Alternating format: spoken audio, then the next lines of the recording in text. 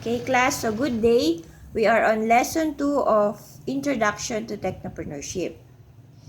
So, Duray M. 2016 said, Technopreneur is an entrepreneur who is tech-savvy and using technology for purposes of entrepreneurship.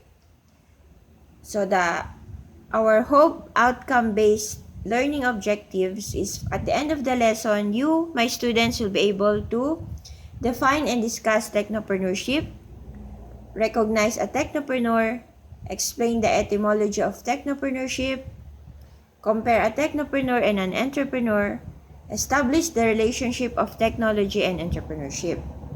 So first, in order for us to understand technopreneurship, it's very important that we know what is entrepreneurship. Some of you are not business-oriented courses like education, like criminology, like agroforestry. So, you went to college not having in mind entering into a business. But since you are taking up technopreneurship and the government would like to encourage young people like you to enter into entrepreneurship, that's why we are studying technopreneurship. And since we are in a very high technology environment or age, to be able to cope up with the changing times, we would like to study technology and entrepreneurship at the same time. So, entrepreneurship is the manner of turning good ideas into something that is profitable daw. Yeah, may mga ideas kasi tayo minsan, like for example, now that we are under COVID-19 pandemic, may mga ideas na pumapasok sa atin, like for example, although this is not new, but of course it started as an idea. Like for example, nakakatamad lumabas, sana meron na lang mauutusan na pwedeng bayaran, or bawal naman lumabas, baka pwedeng may mga utusan tayo, then bigyan na lang natin ng shipping fee or something when we buy food or anything that we need. So that's why someone came up with Uber Food, Food Panda, ano pa ba? Yung mga sa Tugigaraw, meron silang necessity. Wherein, kukontakin lang nila yung driver, tapos ibibigay yung listahan ng bibilhin. Siya naman, pupunta siya, then dadalhin na lang yung mga nabili niya sa customer. So, those are ideas. How did it become something profitable? Of course, when they are asked to buy something, they charge a certain fee. So, that is something new. Hindi siya, nung panahon namin, wala siya. Okay? So, entrepreneurship is a means of identifying and beginning a business enterprise. Always, walang entrepreneur na puro ideas lang. Always that if you want to become an entrepreneur, you should be able to begin a business enterprise. Sourcing and combining the required resources, taking both the risks and rewards connected with the enterprise. So, sourcing and combining the required resources. Ang pagiging entrepreneur ay pagiging resourceful. So, like in Kalinga, we have a lot of resources. Like the coffee, we have peanut, we have corn, we have the unay rice. Those are resources. But, how do we turn these resources into a profitable venture? That's why, instead of just selling the coffee beans, we process it to add value to it. Dinadry, tapos ginagrind, tapos ginigisa, hanggang sa maging coffee powder. And of course, through the help of our entrepreneurs, are very resourceful entrepreneurs, nagkakaroon ng innovation sa mga kape natin. Hindi na lang siya basta-basta kape na tinitimpla. Meron na tayong drip coffee in a tea bag. So, those are the kinds of entrepreneurs that we have in Kalinga. And of course, an entrepreneur take both the risk and rewards connected with the enterprise. Anong risk? Risk, ito yung baka malugi, baka hindi kumita, baka mawala yung puhunan. Those are risks. How about rewards? Rewards are the profits, the recognition that you become an entrepreneur. Kasi hindi na lang, ang entrepreneur ngayon, hindi na lang sila basta-basta, ay, entrepreneur baka mo ma'am, tindera. No. The business people have already reached a pedestal called of becoming an entrepreneur. Okay? So, hindi siya basta-basta. So, those are the rewards of being an entrepreneur. Aside, of course, from the profit or the money that you earn from engaging into business.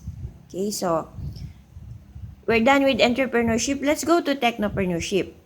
Okay, so, technopreneurship was formed from two words, technology and entrepreneurship. Obvious naman, di ba? Kasi some of you, the title of their subject is technology and entrepreneurship.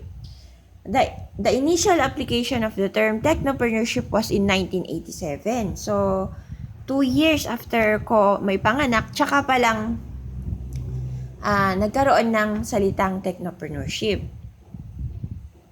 So, bata pa siya. So, up to date, if you type the word technopreneurship or technopreneur, you'll see that the word would return a crooked red line, underline, which is a common warning of a misspelled word. Try nyo sa Microsoft Word, pag tinype nyo ang technopreneurship, magre-red line siya kasi parang ang iniisip ng Microsoft Word is wrong spelling ka kasi hindi pa masyadong ginagamit or hindi pa masyadong known ang word na technopreneurship. So, such case would reflect that the term technopreneurship have not yet been extensively known as compared to terms such as entrepreneurship, technology, cyberspace, e-commerce, at eBay. So, hindi pa talaga siya kilala. It's a young term. So, according to this scholar, he noted that the term technopreneur is a relatively new and its positioning its prominence through the linkages of science, engineering, and management.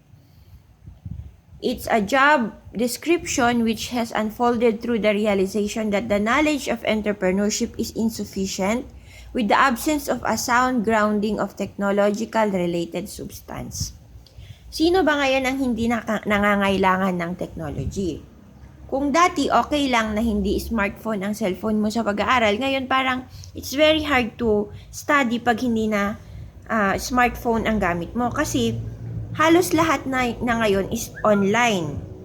Online bibili, online mag-order, online mag-a-apply ng trabaho, online na rin ang pag-aaral because we are all online. So, naisip nila in coining the word technopreneurship, parang ang hirap maging entrepreneurship at this age kung hindi ka technologically savvy. So, kailangan ng technology in order for you to become a successful entrepreneur.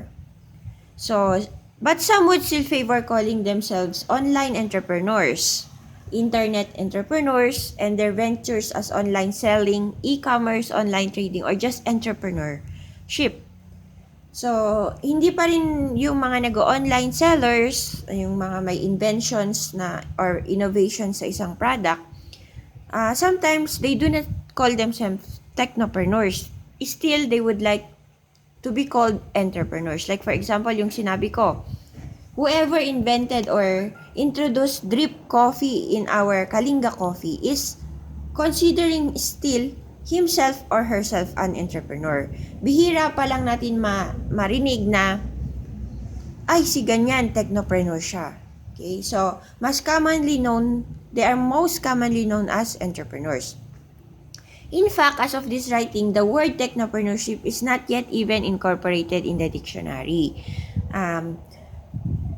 Oo, tama nga naman. Pagbukas nyo ng mga dictionary, hindi nyo talaga mahanap ang word na technopreneur. Kasi nga, it's still a very young term.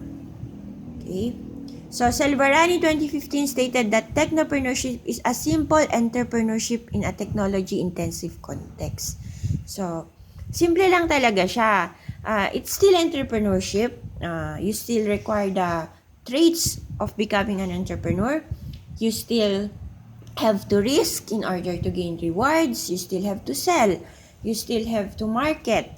But only it's in a technology-intensive context. So, technology, ibig sabihin, we inject innovation or invention. Okay? So, again, the technopreneur is a daring, creative deviator from established business processes and methods who continually explores the opportunity to sell new products, technologies, processes, and designs. Malalaman natin later on na if you want to become a technopreneur, hindi mo kailangan maging inventor. So, ma'am, kailangan ba namin maging Einstein para lang matawag na technopreneur? Hindi. So, in short, a technopreneur is an entrepreneur who is technology savvy, imaginative, innovative, progressive, and attempts to be distinctive and take the unexplored way, and is very passionate. So, technology savvy, lahat-lahat tayo ngayon technology savvy because even a 2-year-old child can operate a cell phone. Are we imaginative? Most of you are. Innovative? Maybe. Progressive? We should be. And we should attempt to be distinctive. Ibig sabihin, we should be unique. Lahat-lahat na nagbebenta ng kung ano-ano ngayon online. Lahat na nga tayo online sellers, wala nang online buyers, 'di ba? But anong gagawin natin? What technology should we use in order for us to be unique from other online sellers? Okay? So, that's it, and thank you. Don't forget to answer your student activities in your workbook. We'll proceed to another lesson.